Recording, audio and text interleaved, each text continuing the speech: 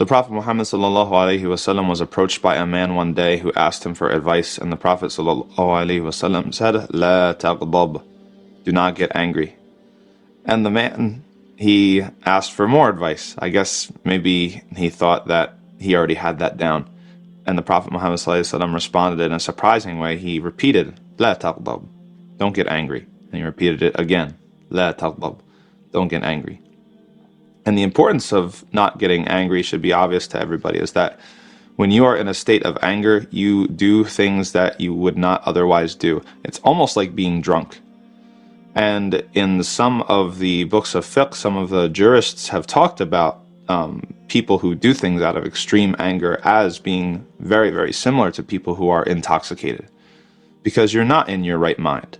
You're going to say things and you're going to do things that are going to hurt other people, and they're things that you can't ever get back. Once they're out in the world, they've affected somebody else, they've traumatized somebody else. That thing that you said or that you did when you were in a state of anger is going to affect that person's perception of you, and it's going to inform and affect their interactions with you from that point forward. And you're never going to live it down. You might say sorry. You might say, I messed up. I'm sorry. Forgive me. I was angry. And they might even forgive you. But that doesn't mean that it hasn't done some damage already. And that doesn't mean that you're going to be able to escape the consequences for acting out of anger. So the Prophet Muhammad ﷺ, he told us to cut the problem off at the root, right? Try not to get angry in the first place. Because once you get angry, it's extremely difficult to restrain yourself and to reel yourself in and to adhere to rules and norms about what's the proper way to treat other people.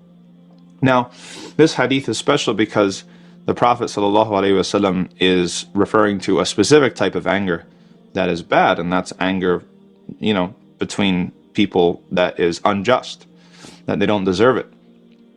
But there is a type of righteous anger, and that's something that the Prophet ﷺ is not referring to here, and that is the anger that comes when you see other people being oppressed, especially when those other people they share the same faith as you, they're Muslims.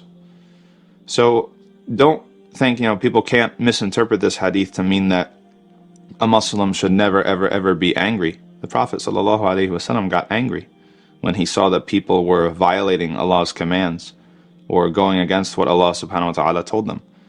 And when there were people in the land that were oppressors and were trying to dismantle and destroy everything that was good and sacred, the righteous people became angry.